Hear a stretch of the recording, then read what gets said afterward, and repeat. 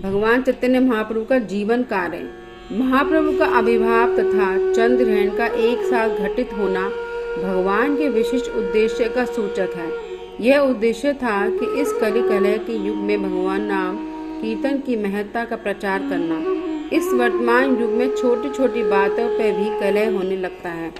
अतएव शास्त्रों ने इस युग के लिए अनुभूति के सर्वसामान्य मंच की संस्तुति की है, जो है भगवान के पवित्र नामों का कीर्तन करना। लोग अपनी अपनी भाषा में तथा मधुर गीतों के द्वारा भगवान की महिमा का गान करने के लिए सभाएं कर सकते हैं, और यदि ऐसी सभाएं निरपराध भाव से की जाएं तो यह निश्चित है कि भाग लेने वाले सभी को किसी कठिन विधि का पालन किए बिना ही क्रमशः आध्यात्मिक पूर्णता प्राप्त होगी, है ना। यहाँ बता रहे हैं कि भगवान के पवित्र नामों को कीर्तन करें, और कैसे करें? अपने मधुर गीतों के द्वारा उनकी महिमा का गान करके अपने यहाँ सभाएं बुलाते रहें, उन सभाओं में जाएं भी और उनको बुलाते हुए। ऐसे सभाएं हमें करते रहना चाहिए।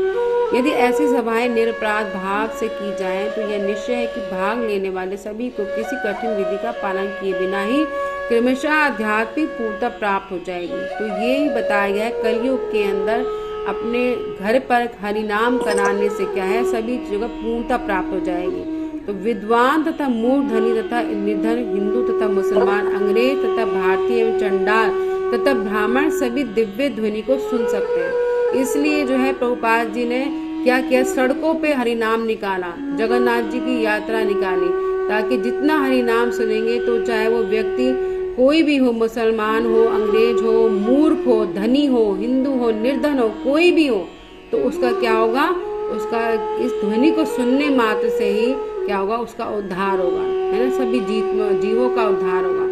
और इस तरह वे अपने हृदय के दर्पणों से भौतिक संसार की धूल को साफ कर सकते हैं। भगवान के उद्देश्य की पूर्ति के लिए विश्व के समस्त लोगों को चाहिए कि वे पवित्र भगवान नाम को मनुष्य जाति के लिए सार्वभौमिक धर्म के सामान्य मंच के रूप में स्वीकार करें। दूसरे शब्दों में भगवान श्री चैतन्य महाप्रभु के अवतरण के साथ साथ पवित्र नाम का भी अवतरण हुआ। तो इस तरीके से ये क्या हुआ, चैतन्य महाप्रभु के साथ साथ इस मंत्र का भी अवतरण हुआ, है ना। इस मंत्र का भी क्या हुआ, क्योंकि स्वयं चैतन्य महाप्रभु ने हमको ये मंत्र दिया, और ये मंत्र जो है, जो स्वयं राधा कृष्ण के अवतार हैं, उन्होंने हमें ये दिया। तो हमें इस पर पूर्ण विश्वास होना चाहिए कि भगवान के द्वारा दिया हुआ मंत्र है, तो इसे हमें जपने से लाभ ही लाभ है। अभी महाप्रभु अपनी माता की गोद में ही थे कि जब उनके पास एकत्र महिलाएं पवित्र नाम का कीर्तन करती और तालियां बजाती तो वे अपना रोना बंद कर देती। तो बताते हैं कि चैतन्य महाप्रभु जब छोटे से थे तो वो बहुत, जब कभी भी रोते थे ना, तो उनको सब जितनी दूसरी माताएं क्या करती थी, जितने भी लोग उनके आसपास होते थे तो क्या करते थे, वो जोर जोर के हरे कृष्ण महामंत्र बोलने लग जाते थे, और उनका क्या होता है, रोना बंद हो जाता है। आपने वीडियो भी देखी होगी, कई लोगों ने डाली भी, एक छोटा सा बच्चा जो है वो बड़ी तेज तेज रो रहा है, और फिर इसके आगे जैसे हरे कृष्ण महामंत्र बोलते हैं तो वो चुप हो जाता है। फिर जैसे हरे कृष्ण महामंत्र रुकता है तो फिर वो रोने लग जाता है। फिर जैसे हरे कृष्ण महामंत्र बोलते हैं तो वो चुप हो जाता है। तो ऐसे ही चैतन्य महाप्रभु का देखा गया है कि क्या करते थे, जैसे उनके सामने हरे कृष्ण महामंत्र का जाप चलता था, कीर्तन चलता था, तो चुप हो जाते थे, नहीं तो फिर वो रोते थे। तो इस विशिष्ट घटना को सारे पड़ोसी अत्यंत आदर के साथ देखते। कभी कभी छोटी लड़कियां भगवान को रुलाने और फिर पवित्र नाम के जप द्वारा उन्हें चुप कराने में आनंद लेती थी। ऐसे उन्हें क्या करते थे, तो इस तरीके से जो लड़कियां थी वहाँ पर, वो जानबूझकर उनको रुलाती थी पहले, और फिर चुप कराती थी, हरे कृष्ण महामंत्र के साथ चुप कराती थी, क्योंकि उन्हें पता है कि इसको रुला करके चुप किस चीज़ से कराया जा सकता है।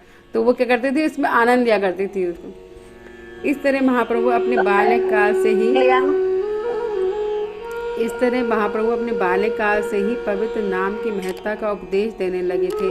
भगवान श्री चैतन्य बाल्यकाल में निमाई कहलाते थे। यह नाम उनकी प्यारी माता द्वारा रखा गया था, क्योंकि महाप्रभु का जन्म उनके पिता के घर के आंगन में उगे एक नीम के वृक्ष के नीचे हुआ था। क्योंकि माता ने ये नाम रखा था निमाई, क्योंकि वो नीम के पेड़ के वृक्ष के नीचे जो थे प्रकट हुए थे, तो उसका नाम क्या पड़ गया, निमाई। तो उनकी माता ने ये नाम रखा। हरे कृष्ण।